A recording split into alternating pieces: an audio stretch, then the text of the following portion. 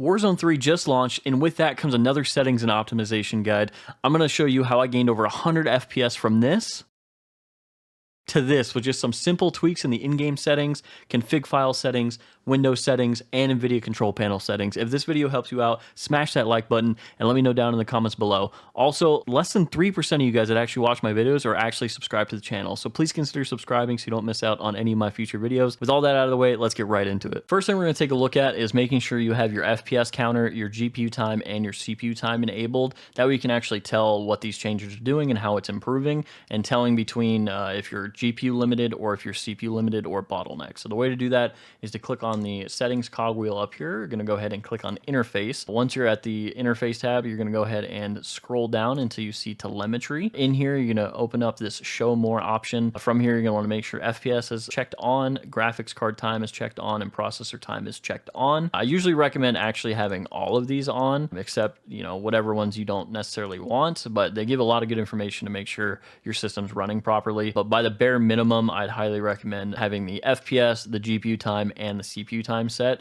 And the way to tell if you're limited is if your GPU time is greater than your CPU time. So for example, if my GPU time was 10 milliseconds and my CPU time was 5 milliseconds, I would be GPU limited by 2 times, 2x. Vice versa, like in this situation when I'm in the main menu, which this obviously is not a good example of in-game performance, but in-game, if my CPU time was 5 or 6 like it is here, my GPU time was 3, then I'd be CPU limited. So that just gives you information on what you need to optimize, what you need to fix, what you need to adjust, and what you might need to actually replace in your system if you want to replace and upgrade your hardware. So just some things to keep in mind there. What we're going to go ahead and do is click on the settings cogwheel up here, scroll down to the graphics settings, and from here we're going to see the display tab's going to be the first one we're going to look at. For display mode, I personally run full screen borderless because I stream on Twitch and I'm tabbing out of my game all the time. This helps it to make sure that you don't have any issues when it comes to stutters or the game crashing or anything like that. But if you don't tab out or anything like that, for the best FPS and the best input latency, you're going to want to have this on full screen exclusive, but for now I'm going to leave this on full screen borderless. Display monitor should just be your regular gaming monitor. I game on my Dell, so I'm going to go ahead and click on that. For display adapter, this should be your dedicated graphics card. So if you have integrated graphics from your CPU, you definitely want to make sure it's set to your graphics card. For refresh rate and display resolution, these are going to be locked if you're on full screen borderless. So if they're locked for you, you can go to full screen exclusive, set this to the highest options that you have. Mine's 1440p as well as 165 hertz. But if you're on full screen exclusive, you can set that way. Full screen, it should automatically set it. For aspect ratio, this should be set to automatic for most people, unless you're on a widescreen display like you can see here. But again, if you're on a widescreen display, it should automatically set that for you when it's set to automatic. But if not, if you want to do it manually, you can set this yourself. This is a super important setting. The restart shaders preloading.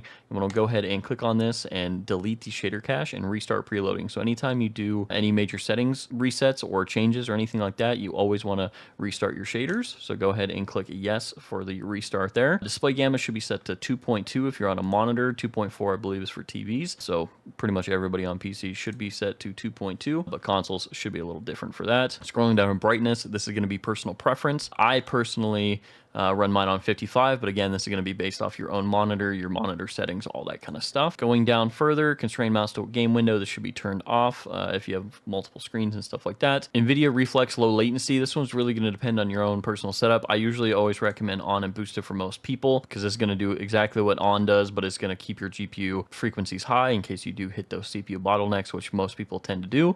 The way you can tell that is by the GPU time and CPU time when you're actually in a game, not in the menu, but when you're in game. If your GPU time is consistently higher than your CPU time, then you can probably leave this on. If your CPU time is consistently higher than your GPU time, then you want to put this to on and boosted. For eco mode preset, I generally run this on low consumption. It doesn't do anything other than what's in the menu. So me personally, I like to run this on low consumption. For VSync, you want to make sure this is turned off. Frame rate, I personally like to run it on custom, but you can run it on unlimited if you want to. I just don't like to run unlimited all the time because when you're in menus, your GPU is just running rampant. So what I'll usually do is hit custom, go down, change this to 300. I'll change this, either leave it to 60 or I change it to 50 to even get lower temperatures and less power consumption. But this is what I personally run myself. For focus mode, you definitely want to make sure this is turned off to make sure, because you actually lose quite a bit of FPS with focus mode on. So go ahead and set all of that. Once it's all set, you'll see this little bottom button here that says apply. Go ahead and click apply, and then we'll go and move on to the quality tab. From the quality tab, Mine by default sets to extreme, so we're going to want to change this for sure. So hit that drop down and change it to minimum is going to be the easiest way to make sure most of the settings are already preset for you. When you do that, your render resolution may change. You want to make sure this is set to 100. If for whatever reason this is locked, more than likely that's because you have an upscale or sharpening enabled that isn't Fidelity FX CAD. So what you're going to want to go ahead and do is scroll down this little menu here and either choose off or Fidelity FX CAD. I highly recommend Fidelity FX CAD if you have enough FPS to spare, because it makes the game look incredibly sharp and just makes overall visibility way better. So yeah, I'd recommend Fidelity FX CAD for most people. If you're really struggling to get FPS and your GPU time when you're in game is really high, I'm saying like double or triple whatever your CPU time is, then you may want to consider, if you have a Nvidia GPU card, consider DLSS or Nvidia image scaling. If you have an AMD card, AMD FSR 1.0 or 2.0 works well. Intel XeSS, you can give those all a try. But again, for the most clarity and sharpness, I'd highly recommend running Fidelity FX CAD. That should unlock this for you, so just make sure that's set to 100. For the upscale sharpening, I make sure this is set to 100. This is personal preference, but I prefer my game to be nice and sharp, so I set that to 100. Dynamic resolution should be set off. This is only for people that are really struggling to get FPS, and again, I'd probably recommend running DLSS or any of the other upscaling options over dynamic resolution, because it's going to make your game look pretty bad with dynamic resolution. For path tracing and array reconstruction, I highly recommend turning this off if you're looking for performance. If we were talking a campaign or anything like that, then I would probably maybe look into this, but even then it is such a performance penalty that unless you have like a 4090, it's not really worth it. So just make sure these are all set to set to off there. VRAM scale, by default mine was set to 90 for whatever reason. With these settings that I'm going to have, because I have 12 gigs of VRAM, I could probably get away with running probably 60 or 70. I've been running 80 on mine and a bunch of other people's builds, and that seemed to work for the most part. But if you are seeming to struggle with your VRAM allocation, you can raise this up a little bit, but I'd recommend 80 for most people.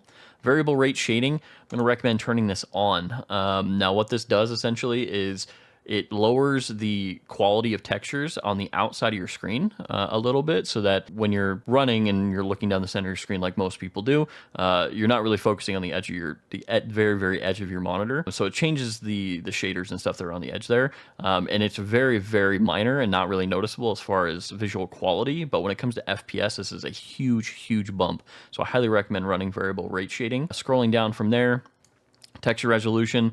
This is going to be, it's not really an FPS hog unless you run out of VRAM. So you can see how much it jumps up every single time I move to another option. These are going to really limit you if you have not a lot of VRAM here. So for very low, I'd recommend this for graphics cards that have less, either 6 gigabytes or less. Low, I'd recommend for cards that have 8 gigabytes or less. Normal, I'd say for 12 gigabytes or less. And high, unless you have something like 16 to 24 gigabytes. Again, the difference between very low and high, if you have enough VRAM, is only about 5 FPS. But if you don't have enough VRAM and you run normal or high, you're going to significantly cut your FPS. So just, again, very low, normal, and high, just depending on what your VRAM allocation is. Texture, filter, anisotropic. This is actually going to change in the config file, but so just leave this on low. Depth of field should definitely be off. Detail quality level should be set to low. Particle resolution should be set to very low. Bullet impact should be turned off. Persistent effects should be turned off. Scrolling down, shader quality should be set to low. On-demand texture streaming should definitely be turned off. Local texture streaming quality should be set to low. Scrolling down, shadow quality should be set to very low. Screen space shadow should be set to off. Ambient occlusion to off. Screen space reflections off. Static reflection quality should be set to low. Tessellation should be set to off.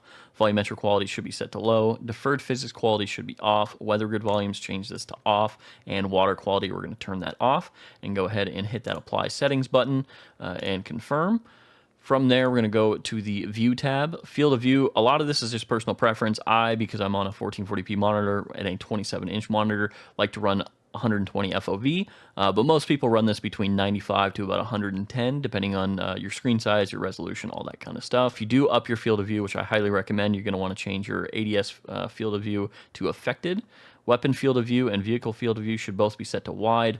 Third person field of view, I recommend setting this to 70 when you're playing Warzone. That way, when you're gliding in the air on your parachute, you can actually use a third person view and see down to the ground and see where enemies are a lot easier than if this was higher up. So I'd recommend that at 70. World motion blur should definitely be turned off. Same with weapon motion blur should be off. Film grain should be maxed out to 0. First person camera movement and third person camera movement, these are huge to lower the screen shake, so make sure these are set to at least 50%. Third person ADS transition, really either one you want. Spectator game camera should be game perspective, and inverted flashbang, this is personal preference. I'd rather not be blinded, so I have mine inverted set to on.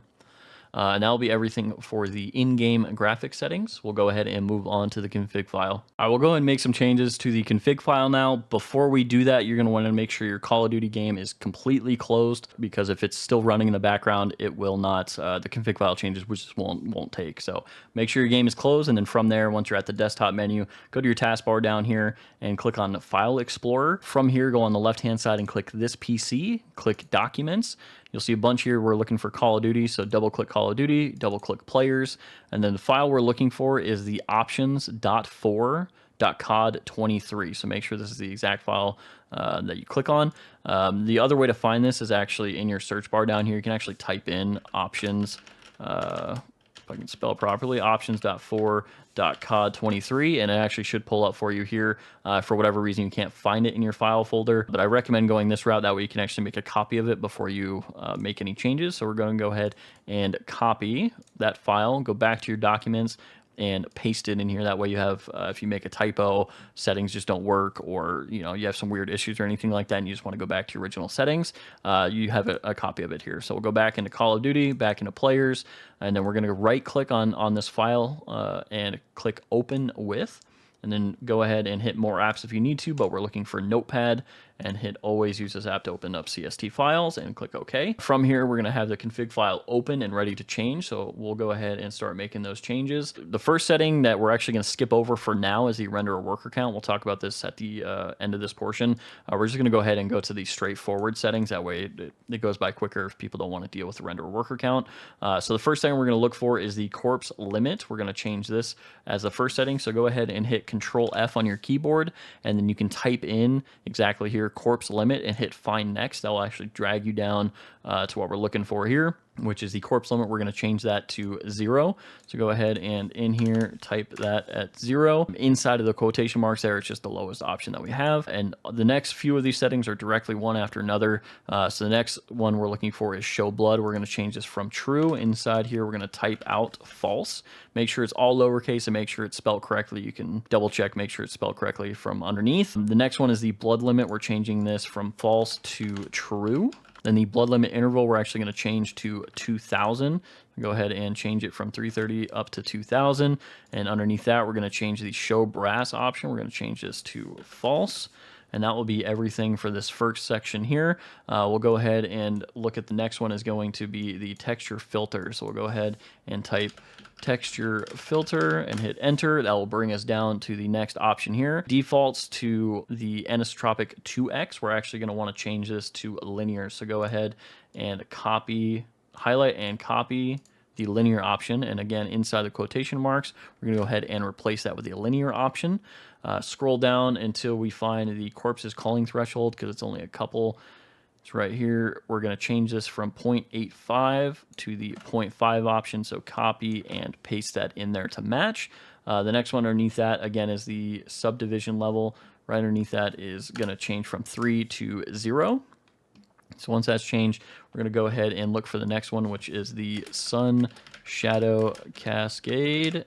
Hit enter. That should bring us right down there. This one, we're going to go ahead and copy the lowest option. So inside of this bracket and inside of this comma, we're going to highlight, Control C to copy it. And inside of these quotation marks, again, we're going to go ahead and Control V to paste it. The next option is going to be the reflection probe relighting. And search for that. It's just a couple down here. Go ahead and change this from 4 down to 1. And then the next one we're going to search for is towards the bottom, GPU upload heaps. Hit enter. That should bring us down towards the bottom of the config file here. This one, You probably want to try it for yourself. 99% of the systems I've tested and tried, we want to change this to false. This will slightly lower your GPU performance, but it's going to drastically improve your CPU performance. So if you're CPU limited, which is most people on Warzone, you definitely want to change this to false. If you are extremely GPU limited, you might want to leave this on true if you have resizable bar enabled. I would try it either way, but again, for 99% of people, false is going to be the option here. And then the last setting we're going to see at the bottom here is the enable velocity-based blur. We're going to change this from true down to false.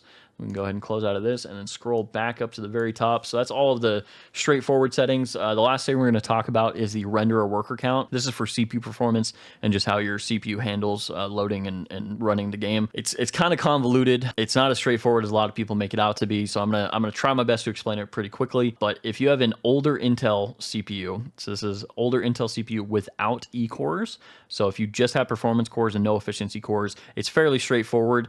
These are the values I've tested and tried, and these work the best. So if you have an older Intel CPU, 11th gen, 10th gen, whatnot, this is the values you're going to input there based off your core count and your thread count. The way to check that is to go down to your taskbar and open up Task Manager. So right click and open up Task Manager.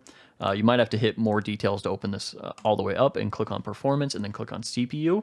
From here, you'll see exactly what CPU you have. If you have, like I said, if you have an older one where it starts with 11, 10, 9, 8, whatever the case is, you can go base solely off of what cores and processors you see down here. This is going to be your cores and your threads. And you can just, based off of what you have here, just match it up to these values here. If you have a newer 12th gen, 13th gen, 14th gen Intel, you're going to want to Google exactly what CPU that is and how many performance cores it has. So a lot of the newer Intel CPUs have efficiency cores, which skews how many cores this shows down here. So this could show that you have 20 cores, but you really only have 8 performance cores. So you just want to Google whatever that is and match however many performance cores you have with that value. Similar thing with AMD. These don't have to worry about E-cores, but AMD seems to be a little bit finicky on this setting. It's not as straightforward. It's just like all AMDs should do this exactly. But from what my limited testing with AMD, because I just got an AMD CPU and I've tested on one of my buddies' 5600X, it seemed to either be matching your number of cores or matching your number of cores plus 1. So for me, because I have an 8-core 16 thread, I'm going to leave mine at 9 because I tested that as the best value. I've tried 8. It's practically the same as 9. There's not much difference, but your 1% lows are slightly better for me with 9. But if you have an AMD system, I'd either match your number of cores or match your number of cores plus 1. So just give that a shot, see if it works. Again, just write down or remember whatever your default setting is. If these renderer worker counts don't work, you can just come back in here and change that file or change that number, and it should work out for you. So that should be everything for the config file. You just want to make sure you save it before you close out of it. So you'll see this little asterisk at the top here. You're going to go ahead and hit File and then hit Save, and you'll see the asterisk goes away. That's how you know the file actually saved, and you can continue on with the optimization. Next thing we're going to take a look at is Windows settings to help optimize your game performance. Most of these settings that we're going to be talking about, you can do from all of the standard Windows settings in Windows 10 and Windows 11. But what I'm going to show you puts it all in one place and makes it super simple and easy. So we're going to go ahead and do is in the search bar here, type in Microsoft Store and open the Microsoft Store up. Once the Microsoft Store is open, we're going to go ahead and search up here for Wintoys. And you're going to see the icon up here with the green, blue, and orange. Go ahead and click on that app. And we're going to go ahead and hit download. You'll see a little download thing here. I already have it downloaded, so it's open for me. But go ahead and hit download. You'll follow the prompts and just install it onto your system. You're greeted at the main menu here in the home section. This is really nice because you're able to take a look at a bunch of different system information. So like if you don't know what RAM you have, a lot of the time when you hover over it, you'll see part number for the RAM that you have. Same thing with the motherboard. You'll be able to see exactly what motherboard you have, what BIOS version you're on, processor, all the information about your processor, all that kind of stuff, your graphics card. So there's a lot of cool information on the home screen. But to get into optimization, we're going to go ahead and click on apps. I'm not going to really tell you exactly what apps to install or uninstall in this section, mainly because every system is going to have all kinds of different apps on there. As a general rule of thumb, if you don't know what it is, don't delete it. You can Google it first and see if it's something that's worth deleting. But generally speaking, the things are, if you like hover over, you'll see the orange items are Windows 32 programs and the blue items are Windows Store programs. The Windows Store programs you can easily download from the Windows Store or the Microsoft Store. The other ones you have to actually go to their different websites and download those and whatnot. But you can just go through here. If you see things that you know you don't need anymore, this is how to properly uninstall them. Like one thing is like Microsoft OneDrive. That's a really, really common thing to try and uninstall, but it like constantly reinstalls itself. This is how you properly uninstall it. You would go, if this was OneDrive, for instance, you go click on here and then click uninstall, and it would completely uninstall it and prevent it from reinstalling. So this is how you properly uninstall programs that are and apps that are on your device. From here, we're going to skip over services. That's more advanced, so you don't really want to mess with if you don't know what you're doing. For performance, this is where all the performance-based items are pretty much held. For Ultimate Performance Plan, I personally, in my system, I have this turned off. So if you hover over these little things, they'll tell you exactly what they are, what they do, and what the recommended setting is. But I'll kind of walk through it, at least in my experience. So for Ultimate Performance Plan, there's several PCs I've worked with that have actually gained performance from using this. It's usually if you have a proper cooling, so as long as you have a cooler that cools your CPU well enough, running this on will work fine. For me personally, on my AMD system that I just built, I actually don't see a performance increase with this, and it utilizes more power. So for me personally, I'm going to leave it off because I don't see a noticeable increase in that. But again, something you just have to test with your own system. Hardware accelerated GPU scheduling. This one is going to be different depending on your system. Again, as you can read, it usually has a higher impact for people that are really, really CPU limited. So if you're extremely CPU limited, or like myself, because I stream on Twitch, you want to make sure it allocates proper resources. So if you're CPU limited, or if you're streaming or anything like that, or have programs running in the background that you need, having this on is what you're going to want. If you aren't streaming and you have plenty of CPU overhead, you can turn this off. You'll see a little bit of boost in performance from that. Virtualization-based security. This is a huge performance hog. Most of the people on Windows 10, this is going to be turned off by default. Some people on Windows 11, this will be turned on by default. I don't personally run it. I've never ran it. I know there's some people that run it because it reduces malware reports. I don't really click on anything weird or any links or anything like that. So I always have this turned off. But if you want to increase your performance while you're gaming, just while you're gaming, you can come in here and turn this off. And then when you're done gaming, you can turn it back on. But as far as performance, having it off is the best for performance. The next one's going to be startup apps. You'll hit this little drop down menu here, and you'll see all kinds of different apps that you have that start up when the actual system starts running. So apps are automatically running when the system starts. So this doesn't matter if you click on them or not. These are just going to start automatically the moment the system is powered on. And you can see, for me, I actually don't have that many. I've seen literally couple dozens of apps that people have, and they're all checked on so that they all just run the moment the PCs get started. So just go through here. Anything you don't need, like Discord, yes, I run this all the time, but I don't want it running when I first open my PC, so I have that turned off. Spotify Music, again, I use this pretty much all the time, but I have it turned off. So I only have things on that I know I want the moment my PC turns on. Anything else, you can go ahead and turn it off. That way, you just manually have to turn it on when you turn your PC on. That way, there's no random apps running that you don't need, hogging up resources when you're gaming. Next one is relaunch apps. I have this turned off. Background apps, I also have this turned off. You definitely want to make sure that there's nothing, updating or running the background, so make sure that's turned off. Activity history, I have that turned off as well. This is kind of personal preference, though. If you use your device, like your computer, on multiple devices and stuff like that, your account, you might want to leave this on, but me personally, I have this turned off. Visual settings, I'm going to tell most people to leave this unless you're on like a laptop or a really low-end budget machine. You can turn this on to get better performance, but it's going to make your windows look really, really bad. So I'd recommend leaving this turned off for both of those. Game settings, we're going to look at game mode. This actually is recommended to turn off, but in my experience, when I'm streaming specifically, having this on helps my stream stay stable, and then everything just seems to work better with game mode turned on. But if you don't stream, or you just want to run Warzone, turning this off, I didn't see a performance increase or decrease, but some people have issues with frame drops and whatnot, so that's going to be really up to you. Background recording, I have this turned off just because I don't use the recording feature that is with Game Bar, so I have this turned off. And then super fetch, this can actually improve some people's performance if you're on a lower end machine, but it makes using your system kind of a pain in the butt. So me personally, I have this turned on because I don't need that extra performance. But if you don't search for your files frequently and whatnot, then you can turn this off and gain a little bit of performance there. Next, we're going to look at search indexing. That's similar to the super fetch, where having it turned off will increase performance, but it's going to ruin the usability of your PC when it comes to if you search for files, search for photos, videos, anything that has to do with searching for things on your computer. This is going to make things a lot slower. So me personally, I'm always going to have this turned on. But again, if you need every last bit of performance, turning this off will help as well. Delivery optimization, have that turned off, and the network adapter onboard processor, make sure that's turned on, and that's going to be everything in the performance section. Next is going to be health. This is another really big section. Fast startup, you want to make sure this is turned off. Yes, it's going to increase how long it takes from when your system is completely shut off to when it turns back on. It's going to increase it a little bit, but it's huge when it comes to making sure it's a fresh start of your system every single time, instead of having files hibernate inside the RAM and just cause issues and stuff like that. It's a fresh, clean restart every single time. Hibernation, same thing, make sure that's turned off. Drive optimization, this is going to be based off of each individual PC. If you only have hard drives, you're going to want to turn this on. If you only have SSDs, you're going to want to have this turned off. And then if you have a mixture of hard drives and SSDs, you have to go into the settings and optimize each individual drive. This does defragmentation on drives, which you don't want to do on SSDs, but on hard drives, it actually helps quite a bit. So it's going to be dependent on your particular system. For storage sense, I do have this on. I'll open up my settings here to show you what I personally run. I have it on. I have it run every single day, and it deletes temporary files that aren't being used. I delete my recycle bin every 14 days.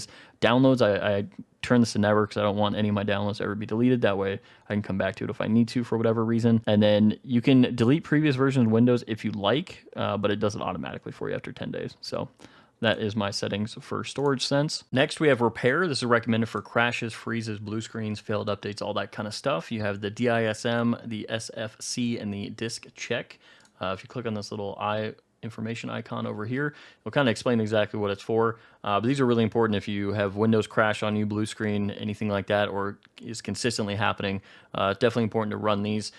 What I would recommend is definitely doing the first two and hitting repair.